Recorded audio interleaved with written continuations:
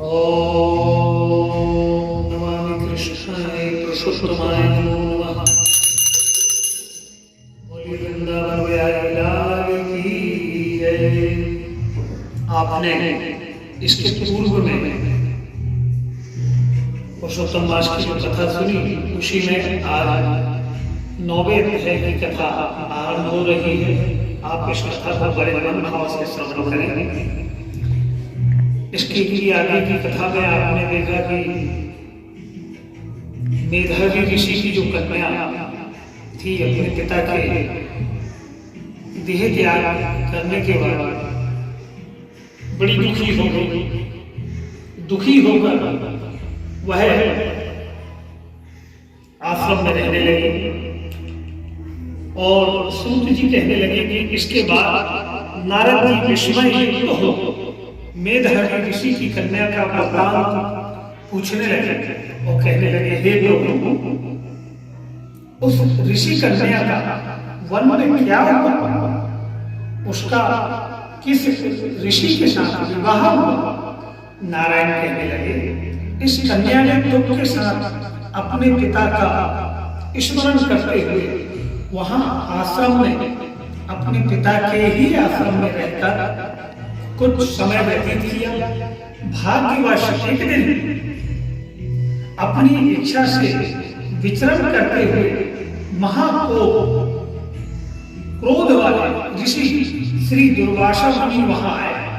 आश्रम में मुनि को आता हुआ देखकर शोक सागर में डूबी हुई वह मेधावी ऋषि की पुत्री उठी, दुर्वासा ऋषि को प्रणाम करके अपने आश्रम में लेकर आए। अर्घ्य, पाद्य और वन के नाना प्रकार के फलों से आदर करके मुनि का पूजन किया। फिर मुनि कन्या आदर से कहने लगी, हे महामुनि, आपको मेरा बारंबार नमस्कार।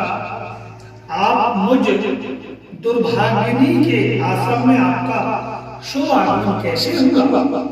आपके आने से मेरे भाग्य उदय हो गए या मेरे पिता के पूर्ण प्रताप के कारण आप मुझे यहाँ समझाने आए हैं? आप जैसे महात्माओं के तीर्थ रूपी पैरों की रज को स्पर्श कर आज मेरा जन्म सफल हो गया। आप जैसे महात्माओं के मुझको दर्शन हो गए। मैं बड़ी भाग्यशाली हूँ। ऐसा कहकर वह कन्या उनके सम्मुख चुपचाप होकर बैठ गई। तब दुर्वासा मुनि कुछ हंसकर कहने लगे, धन्य धन्य है ब्रह्मा पुत्री, तुमने अपने पिता के कुल का उद्धार कर दिया। कन्या कहने लगी, हे महामुनि, आपके वचनों को सुनकर मेरा दुख दूर हो गया। हे महामुनि, आप मुझ पर अगर कृपा करें तो मेरे दुखों को आप दूर करने का उपाय बताएं। मैं दुख शोक की अग्नि की ज्वाला में जल रही हूं, इसको आप शीघ्र ही बुझाएं। मेरे हर्ष को उपजाने वाला और कोई मुझे दिखाई नहीं देता।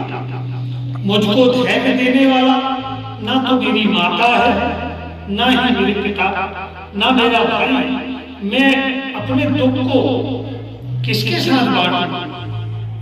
यह मेरा दुखी जीवन में किस तरह निर्वाह करूं? जिस दिशा में मैं देखती हूँ चारों ओर मुझे अंधकार ही दिखता है। अतः हे तपोनिधि, आप मेरे दुखों को दूर करें। ऐसा कहकर वह दुर्वासा मुनि के सम्मुख हाथ जोड़कर बैठे। तब ऋषिवर दुर्वासा मुनि उसके उपाय, उस कन्या के दुखों के मुक्त होने का उपाय कुछ सोचने लगे। तब श्री हरि नारायण कहते हैं, हे नारायण, इस प्रकार मुनि कन्या के वचनों को सुनकर मुनि दुर्वासा मन में विचार कर अत्यंत कृपा कर इस कन्या को देखकर हितकारक वचन कहने लगे। इति श्री पुरुषोत्तम मास 9वां अध्याय कथा बोली वृंदावन में हरि लाल की। 10वें अध्याय की कथा में ऋषि कहते हैं, हे सुंदरी, अब से तीसरा मास जो आएगा वह पुरुषोत्तम का होगा।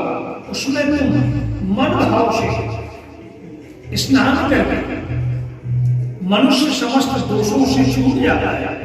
इसके तुल्य कार्तिक आदि कोई भी मास नहीं है। सब मास, सब पक्षों में जो पर्व है वह पुरुषोत्तम मास की 16वीं कला के बराबर भी नहीं है।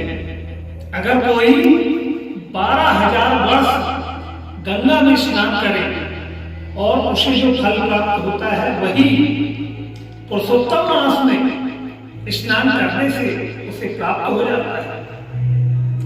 सिंह के बृहस्पति में गोदावरी गंगा में स्नान करके जो फल मिलता है वही फल पुरुषोत्तम मास में एक बार स्नान करने से प्राप्त होता है। यह श्री कृष्ण जी का प्रिय मास है।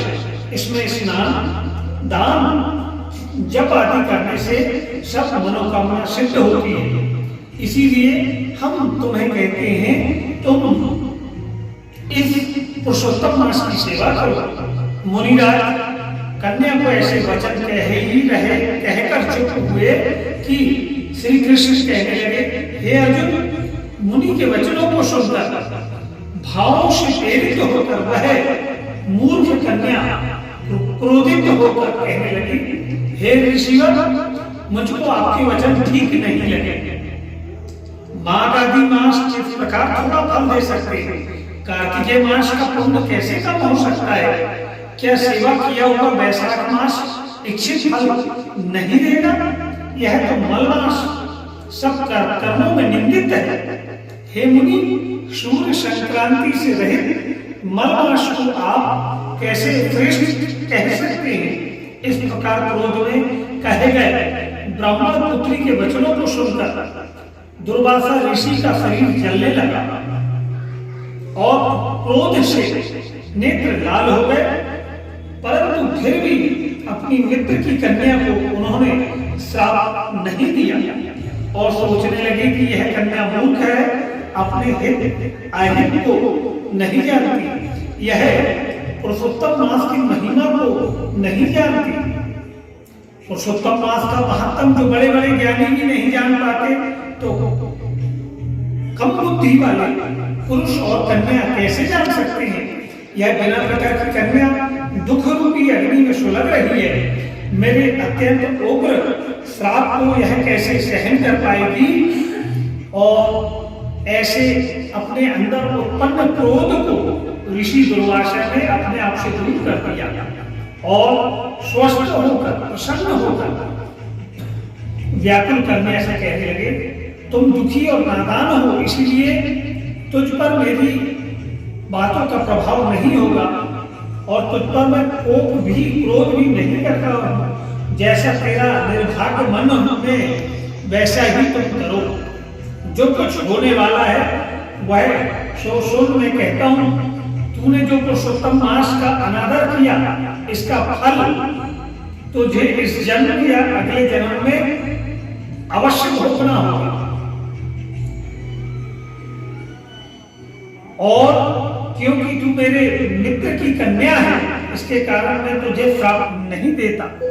शुभ तथा अशुभ का ज्ञान नहीं होता, तेरा कल्याण हो, मैं नारायण की सेवा में जाता हूँ। श्री कृष्ण जी कहने लगे, ऐसा कहकर महाक्रोधी तपस्वी मुनि दुर्वासा उस आश्रम से निकल गए। उसी क्षण उस कन्या के द्वारा पुरुषोत्तम मास का जो उसने अपमान किया, उसके प्रभाव से वह कांतिहीन हो गई। अपने मन में विचार करने लगी कि तत्काल फल देने वाले भोलेनाथ, देवरी देव महादेव, पार्वती पति श्री शंकर जी की मैं आराधना करूंगी।